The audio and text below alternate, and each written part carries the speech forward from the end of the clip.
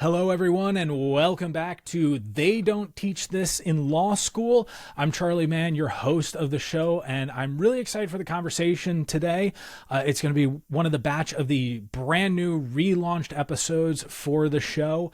And I reached out to someone who I saw on LinkedIn was talking about some of the struggles of like dealing with anxiety and burnout and all these, heaven forbid, human feelings that each of us had. It's like, that's really cool. I want to have a conversation with that person. I want to get to know them. What better way than to build a relationship completely in public? Let's just go ahead and throw out the normal playbook. Like, why bother with direct messages, full get to know you stuff? Let's go. The content this person is producing on LinkedIn is just awesome. It really speaks to me. And it doesn't matter if someone is the owner of a firm or like our guest today, senior associate, a commercial litigator, who's inside the firm. Like, we all have so much to learn from each other. So I'm really excited to have on the show senior associate commercial litigator for Hush Blackwell, Emily Stedman. Emily, thank you for being on the show. Thank you so much for having me. So Emily, we got to open it this way. What is something that they don't teach you in law school? Yeah, so always top of mind, and something that I've taken some flack for this week, actually. Oh boy, good. We'll dig into billable, it. Yeah, is the billable hour and billing time. They don't, and that just relates to sort of the business of law, but really how to be an associate. I think that starts with the billable hour, starts with billing time.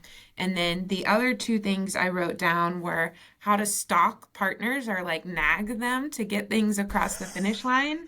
So Emily, for a second there, when you said stalk partners, I thought you were like STOCK, like we're stocking partners on the shelves. Like, how do you get them lined up properly? So that's just where my head goes.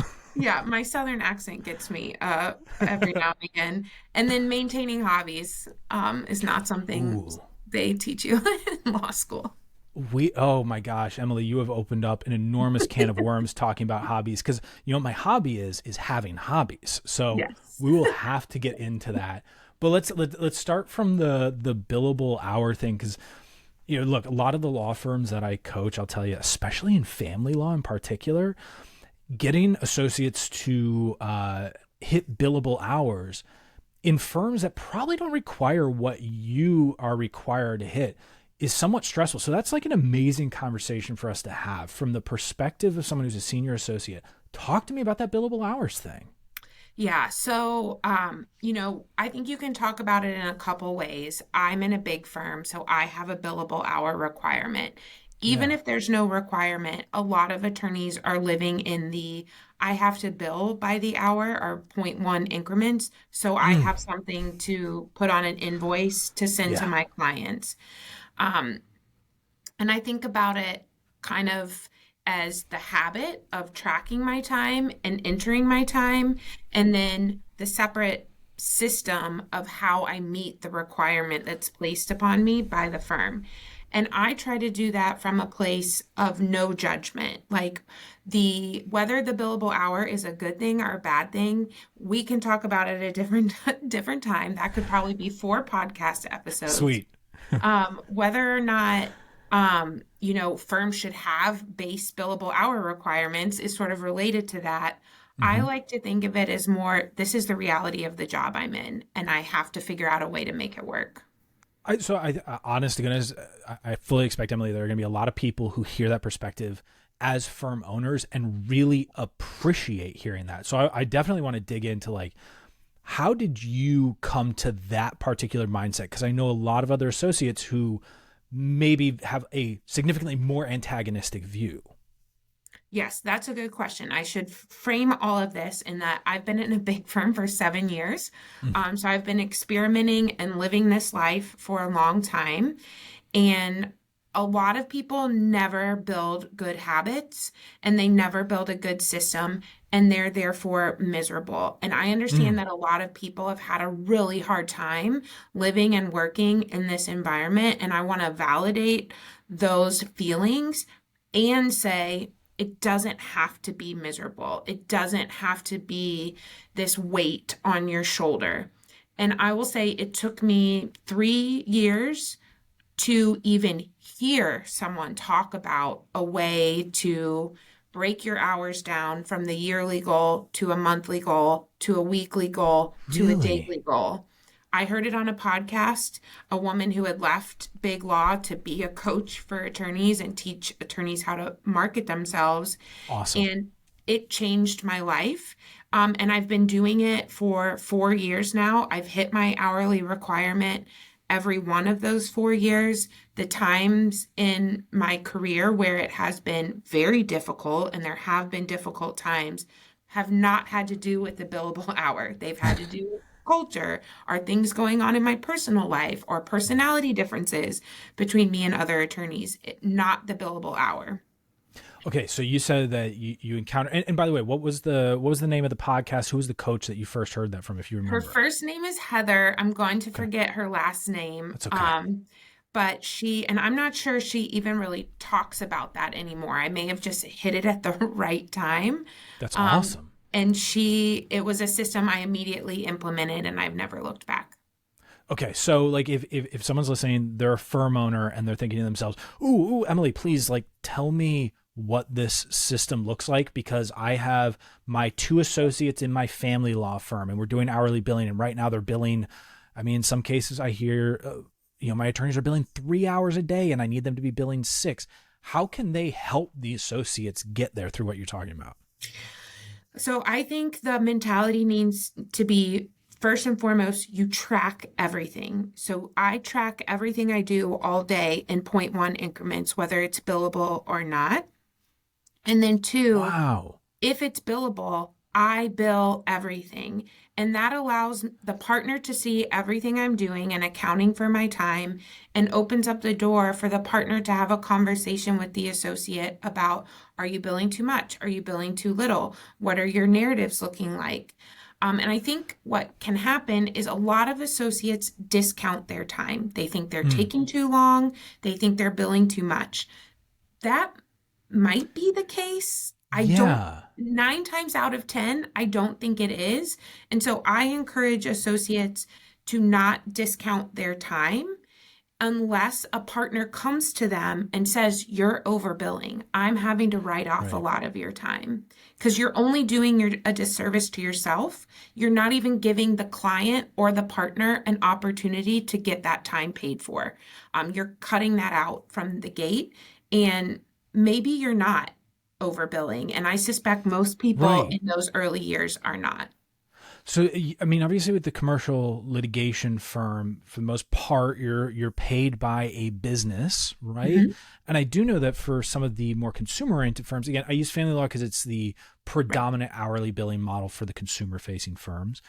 That I imagine people are going to like clip out the last 2.5 minutes and be like, you need to listen, like Emily's, just do what Emily is saying here about that mindset portion of if you're not paying attention to it, if you're not billing them, then it means you're also not doing the work for the client, and the client has hired you to handle this legal situation. Now, one struggle that firms deal with is, like, honestly, Emily, it's the mindset of it's okay to charge money for the time that you're spending on a case. It sounds like you either conquered that in the past or maybe never had it, or a combination of both. Talk to me about that. I didn't struggle with that. I think I just had really good mentors and senior associates who I could talk to about that when I That's was awesome. starting out. And the idea that, and actually, I just coached some of our summer associates on this because I asked on Twitter, what advice would you give? And the idea around billing your time to show what you're doing and to generate business. Like, that is your role. And I think as I've developed this plan, what has really helped me is, yes, I am in a huge firm, Yeah. but when I'm in the four walls of my office, I try to think like a solo practitioner. I try to Oh, think that's like so an cool. entrepreneur, and this is my business. So when I'm billing my time, I'm showing not just the client, but especially in those first 4 years of practice, I'm showing the partner what I'm doing and that I think it has some value. And the partner might come to me and say, there's no value here. You shouldn't have billed for that. And I'm Like, open what are to you those. doing on this Yeah. podcast over here? Right. Like, that conversation might happen, but I think it can be, if you're not thinking in terms of showing value and creating part of a business, people tend to over discount or underbill. Yeah, I mean, it happens all the time, and having to like slash what is being charged. It's so interesting because it feels like you really grasp the enjoyment, or maybe you figured out a path to enjoyment. This might be a really cool mindset discussion here, finding your path to enjoyment on the legal work, because I mean, I've never been an associate in a law firm, which is why I love this conversation, but I can imagine it being, oh, I'm being paid, and at least for some portion of time, I'm kind of being paid whether I bill or not. Whether And my it seems work's like, gonna be good. right, yeah, yeah. And they've lost some of that innate understanding of you work for the money. It's just different types of work. So how do you stay strong on the doing the legal work part of it? Yeah, so this actually came up when I went viral on Twitter, is how it's so onerous to bill your time. And I actually, and like, yes, I'm extremely type A, I'm borderline neurotic. That type of systemic daily habit is the opposite of what some people want to ever do. And Mm-hmm. that's cool. And I hope they find a fulfillment in a way that works for them. For me, and I mean that genuinely, not flippantly, not Yeah. sarcastically. For me, by creating a system where I enter my time daily, use my timesheet as a perpetual to-do list to create the to-do list for the next day, and track my time every step of my billable year, I get that monkey off my back. I'm not focusing on billing time. It's automatic, it's an afterthought. And so I can focus on the work, and I can free up time if I'm ahead to take an afternoon off, to do a podcast, to network, to write an article, to not work on the weekends. And then by recharging in that way, when I'm ahead or when it's slow, I'm able to be better at the actual work that's required of me. And I think I should always clarify, this isn't easy. It's hard work. Yes. Amen. Yeah. I don't mean to oversimplify this or say it's easy to implement. And I was just talking to an associate about this. This is a habit I had to build over time, and a system that I had to do a lot of trial and error with until it became something that was automatic for me. And that's what we should all be doing to be our best selves at work. And I give this advice to law students. You have to figure out what works best for you and leave the rest.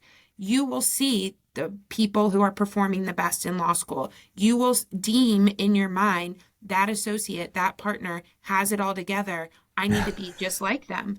No, like, Right. maybe they're doing something that would be useful for you, but maybe their systems wouldn't be helpful to you at all. So experiment and then implement what works until it's automatic.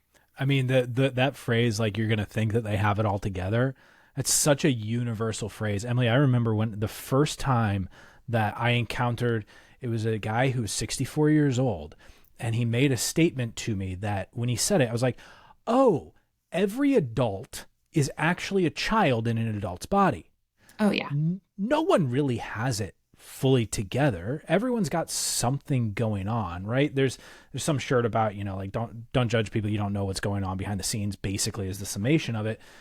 And that is, boy, oh boy, if we all just recognized the people you think have it fully together may have it together in that category, but maybe they've got something going on that you would never trade. You would never make that trade-off for yourself, right? Like living by your own values. So I'm going to ask the question that I think, like, there's 6 people right now screaming this question. And then I want to talk with you about like stalking the partners and the hobbies. And that is, how do people find an Emily for their firm? That's a good question. I don't know. I think so, and about having it all together. So I tend to be someone who exudes she has it all together. I can assure you I don't. It is very hard for me. I'm a very anxious person. I'm very critical of myself. And when I first joined a big firm, what was happening is I would be in my office with the door closed, basically in tears or in tears, thinking, I'm the only one having a hard time. I'm Mm. the only one not understanding. I'm the only one making a mistake. And then I just said, I'm going to talk to my friend about this at my firm. And by talking to him, I realized a lot of us are thinking this way. So I started being more open about it. And then I happened to start posting about it on LinkedIn. Hmm. And that content got the most engagement and opened the door for me. And I've since changed firms, but my current firm is extremely supportive. So I think there are people like me. I'm confident there are. I'm not special in a lot of ways.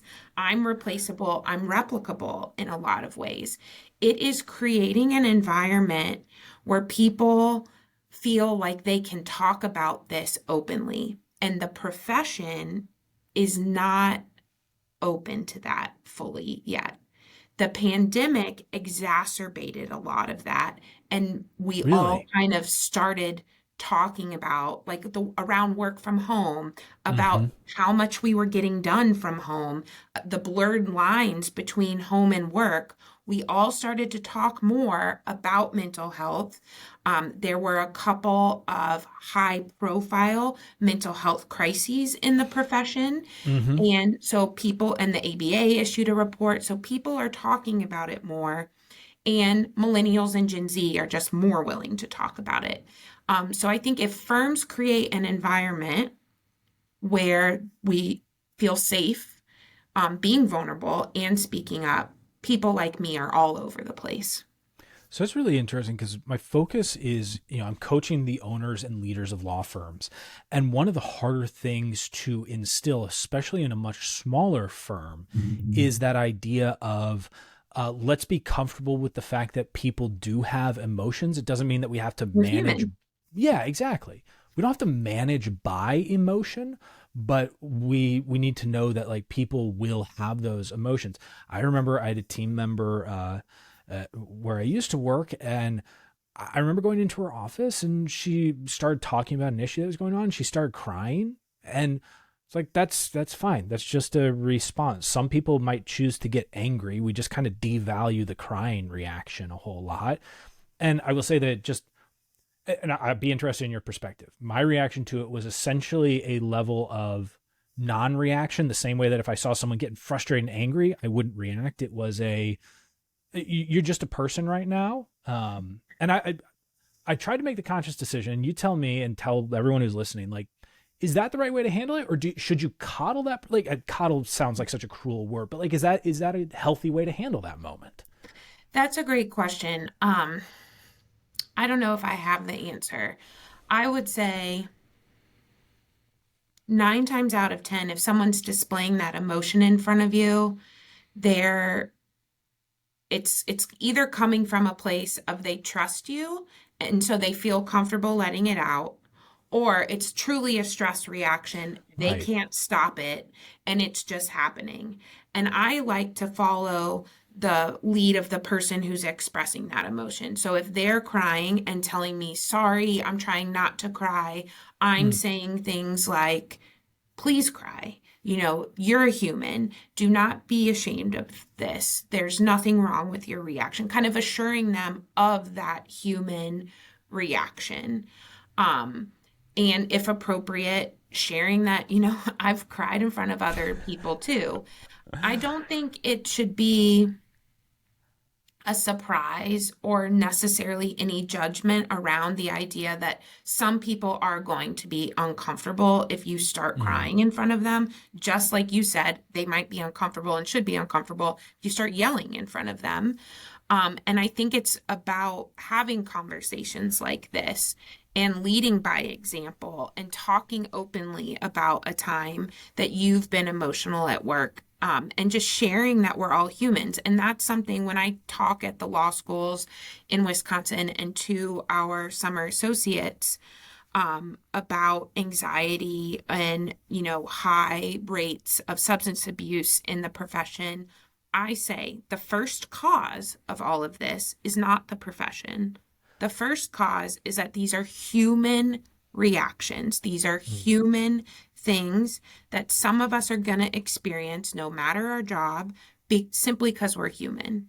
And I think that's what the profession needs to embrace more, is that at the end of the day, underneath being an attorney and maybe even above being an attorney, I'm a human. I'm Emily. I have a life, and I need to be able to express my whole self at work to a degree. Otherwise, I'm not going to be happy. I'm probably going to leave. Retention's going to be a problem. Firms will lose money, et cetera, et cetera. Okay, so that And if whole I'm like, preaching yeah. too much, stop me. No. I mean, look, I love a good soapbox personally, like truly. And you put a soapbox, I'm going to get up on it. I'm going to start saying something, and it may not make sense for the first 30 seconds. I'll find the message eventually. No, I mean, this is really important for firm leaders to hear, because I do think there is, especially, and it's changing in the profession right now. A lot of the owners small law firms tend to be men. There's a much larger portion in launching of new firms that are female-owned firms, woman-owned firms, which is awesome. And that shift now of, as the education trend changes as well, the coming out of law schools, you do have to start adapting as a guy. And I say this as a guy, right? You got to get just comfortable with people being people. Why was anger the acceptable emotion for so long? Right. And I It doesn't think make any sense. what's really helped me, and some of the work I've been doing on myself that has helped me be a better attorney and wife and human and all of that, is a bit woo-woo, in the I love woo-woo. self-care space, right? And that can be a turn off for people. But I think, in terms of masculine energy and feminine energy, and I like to think we all have both, right? The Yes. science kind of shows that. And I don't even necessarily mean gendered. You can talk hard energy and soft energy. Mm-hmm. And for so long, and women have had to lean into the masculine or harder energy to survive in a law firm. And I think there's room to meet in the middle. Men can embrace the softer, more feminine energy to kind of account for these differences. Neither are right or wrong. It's like an apple and an orange. But by acknowledging them both and making space for them both, you're really just creating a better environment for all types of people to succeed. I am 100% with you. I definitely agree that, yeah, there is that masculine energy, there is that feminine energy, and there's such value in both of them. And I mean, that's like so true of so much stuff. Like, the world is a better place when we stop trying to chop it up into a bunch of dichotomies and saying, you got to be this or you got to be that. It's like I have a particular bone to pick with the Myers-Briggs personality test, only because there's like an area of it that I'm 51%. And so it flips me into that letter. I'm like, but I'm 51%. I know. I'm one into introvert. Yeah, like that's the funny thing. I think in like thinking versus feeling, or judging versus feeling, or something like that, I'm one over into the more harsh version of it. I'm like, I don't know if that's necessarily true. Can't you just give me both? Yeah. I could rant against the Myers-Briggs thing for the rest of the day. Okay, but I do want to talk with you about the skill set that you have. Oh wait, no. Before we talk about stalking partners, let's talk anxiety, because that was what drew my attention. It was a LinkedIn post where you were just kind of being open about, hey, crushing anxiety, really tough. What goes on in the background for you? How have you handled that? And like, you talk about its difficulty in the legal profession. I mean, I think everyone would benefit from understanding innately that the anxiety is going on, and for those listening to this who are law firm owners who deal with anxiety, because I coach them, they deal with anxiety themselves, maybe not trying to just, I got this, and accepting it. So how did you go down that path and learn to maybe work with it rather than against it? That's a good question. So I've always been anxious. I tell this story. My first grade teacher pulled me aside and was like, "You're going to go gray really early if you don't stop worrying." Like I've always been a What? worrier. It's just innate in who I am. That said, I was always able to kind of navigate it myself. Um, Through high school, through college, through teaching, through law school, and through my clerkship. And then I joined a big firm. And I don't know if it was because, clients were now paying for my work, or I had 9 bosses. The expectations felt really high. I was working with, so I went to the University of Mississippi. I was working with people who went to Yale Law School, Harvard Law School, Yeah. even Yeah. the local law schools, which are ranked much higher than my law school. And I felt inadequate. I was convinced I wasn't doing anything right. I just became my harshest critic. And it was hard. It became outside of me. And so I Yeah. started seeing a therapist. I started talking more openly about it with a lot of people. And I remember telling a partner who I really admired, I'm intimidated by you. And I am so afraid of messing up for you that I cannot help but mess up for you. And he took that opportunity to tell me about his own anxieties when he was a young associate. And we need more of that. That And vulnerability, exactly what you're saying, Emily, that willingness to say, like, this was my experience too, to normalize it from the top down. Thank you for saying that. That's awesome.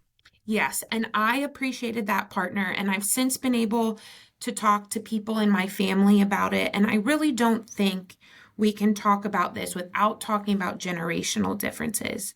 So the boomers who are still in charge of a lot of firms, they did not talk about these things. Gen X did not talk about these things. I'm an elder millennial. We didn't talk about these things until very recently. Even though millennials and Gen Z are known as being the most stressed out generations on record. And so there are some barriers there that we do have to work through. And telling boomers, we know you're not perfect. We know you're human. Tell us your stories. We're struggling. Surely you remember what it was like when you were younger. And it's okay to show your human side. In fact, we welcome that. It'll strengthen our relationships. We don't need to have like a kumbaya circle every day. But if That's you, what people think it's going to be, right? That's what freaks them yes, out. It's like, I'm going to have to kumbaya every single day. Yeah. yeah. And I think it's more of like when you're giving feedback to a junior associate or junior person to you, taking a moment and remembering what it was like. Yeah. It's, that's just as true being a leader in a law firm Mhm. as it is when you're doing intake of a new client, say in a personal injury, car Yeah. accident practice. Person on the other line, right? To them, this is still a new and novel experience. They don't know what normal is. That's why we have the concept of normalization, right?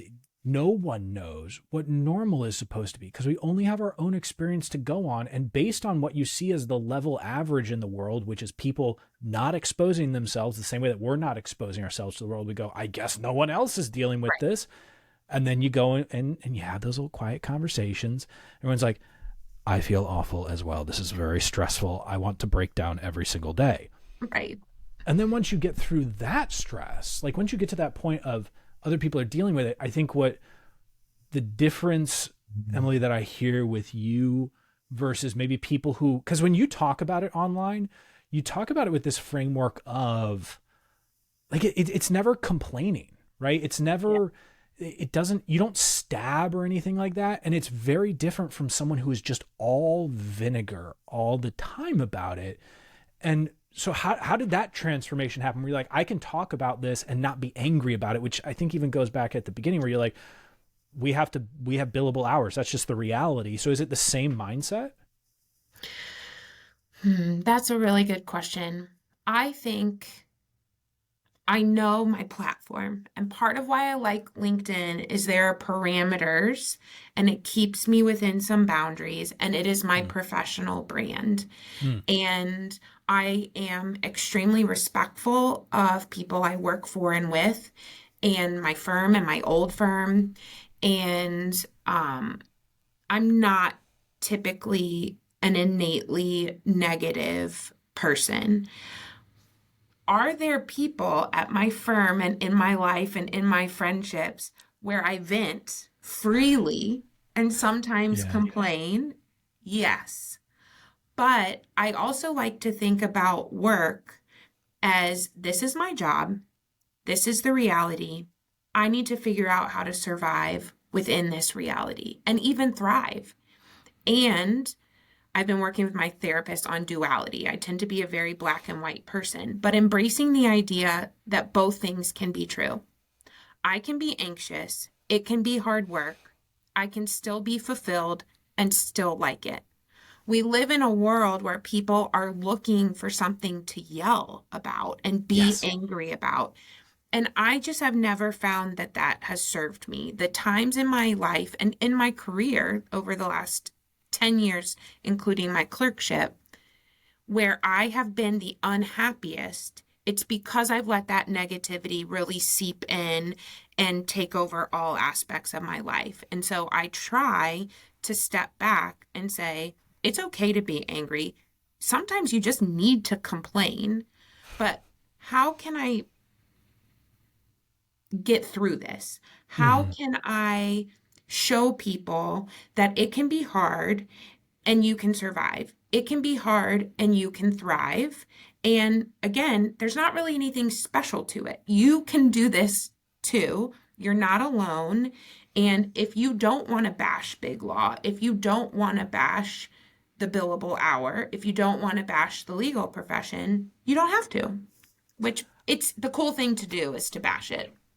Yes, for sure. I mean, look, it makes it a very easy target. As someone who is not For a sure. lawyer, right? I could make it an easy target, but to me, that really betrays what I find most interesting about working with lawyers, Emily, which is you come out of school as these perfectly developed, and pardon the word, but perfectly developed products, essentially, right? And there is that strange coupling of identity with the work that you do, with the validation sought by the client or the partners. And that's one of the hardest things, even with firm owners, is decoupling that identity. Like you get to be you regardless of who you are during the process of doing the legal work. Oh, yeah. And Embracing that has changed my life personally and professionally. And I also think that's a generational difference. For millennials, yes, we are attorneys. Some of us want to be corner office partners, mhm. GCs of Fortune 500 companies, but we are much else besides an attorney. We are daughters, sons, spouses, partners, parents, caregivers, hobbyists. We are all these other things, and we want to bring that to the table and build a sustainable career. I think there's this myth that, millennials don't want to work hard. And I'm like, no, no, no. I see what you've done. It is no longer sustainable. I want to get to the level you're at, but I need to change a few things so I don't burn out or need to quit in the process. Yeah, it is about also. I like that you talk, Emily, about like some people do want to be the GC, the Fortune 500, the corner office, all that stuff. Like, that's great if that's the journey that someone wants to go on. The the one thing that I tell folks that they should never do is try to live someone else's journey because you're gonna find you really hate the destination. Oh, yeah. That's the fastest way to be miserable. And I lived that. I did not think critically at multiple steps on my journey. I just went to the next opportunity, went to the next achievement. Hmm. And it was when I finally started saying, what do I want? And in what order? And in what timeline? And I'm on my own path, on my own schedule, that I really found some freedom to then be more myself And honestly, and I think students see this too, once you start embracing yourself and you're okay with who you are and you bring yourself fully, you do better. My work product Yes. improved. My Yes. I got more work because my work product improved. Clients are paying more money for my work. Like it snowballs from there. That's going to be another one of those. People are going to clip it out and play for the associates. Like, look, listen to this. This is it's someone who is doing well, who embraced these challenges. And it even speaks to, I really wish I had attribution for this quote, but the quote is, the easiest way to get what you want is to want what you have. Mhm. We are all buried in, obviously, social media, which shows manicured versions, well-tailored versions of our lives. And look, I'll count myself among the guilty parties of like posting stuff on social media where I'm like, that's about 15% shinier than things are right now in reality.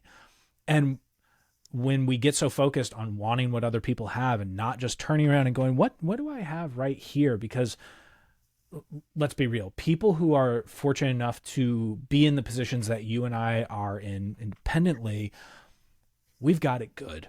Yeah, for sure. That perspective is really, really important. Now, the last thing I want to talk about is the managing up thing that you dropped in of stalking the partners, because I actually think that's a hidden skill set that a lot of law firms would love. A lot of the owners would love it if they were sort of forcibly. So I had a team member back when I was with Great Legal Marketing named Maria, and I used to refer to her as my little bully because she would just walk in my office and like tell me, "Hey, you are late on this." I was like, "Thank you so much for telling me that I'm late. I need to hear that." So you talk about stalking partners. What's that like? How do you make that magic happen? It shocked me when I joined a firm. I had no idea how to do this. And so the idea is partner says, we need to get something to the client by Friday. Can you have it to me by Tuesday? Great. You get it to them on Tuesday.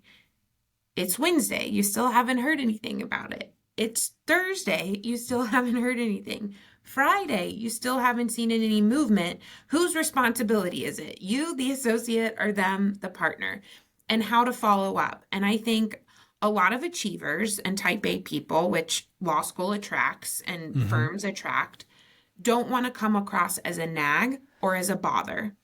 And so you're like, well, I did my job. I got it to them by when they, well, no, because then the partner will say, you need to take ownership of this. And Mm. one way to show ownership is to keep those deadlines in mind and push them along.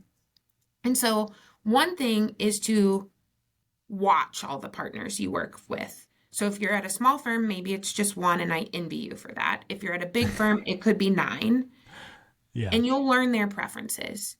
And so it might be knocking on their door and saying, hey, did you see that email? It might be very informal, bumping this. It might Mm-hmm. be putting the due date in all caps in the subject line. One associate told me that she would go into a partner's office and pick up their phone and call their cell phone from their office number so it looked like they were calling themselves. I never made it that far. But yeah, it was intense. But the idea is you're not bothering them, you're not nagging them, you're doing your job, and you're helping them do their job and meet deadlines.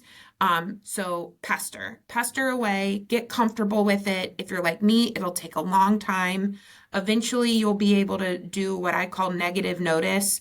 And once you've got enough experience to say, if I don't hear from you by XYZ time, I'm going to do ABC action. That's usually enough to get the right partner's attention. Um, and then if you don't hear from them, you've covered yourself by taking the next action. And you'll learn, which partners you can take which level of action with.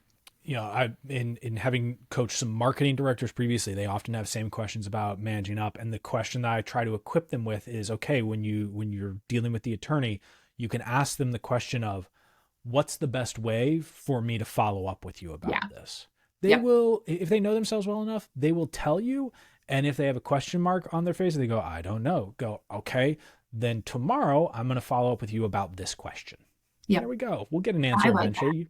Yeah, you might have to bully it out of them, but as someone who has run teams, the person at the top always appreciates being bullied. We really do, like, because we We have want to be so held much accountable. going on.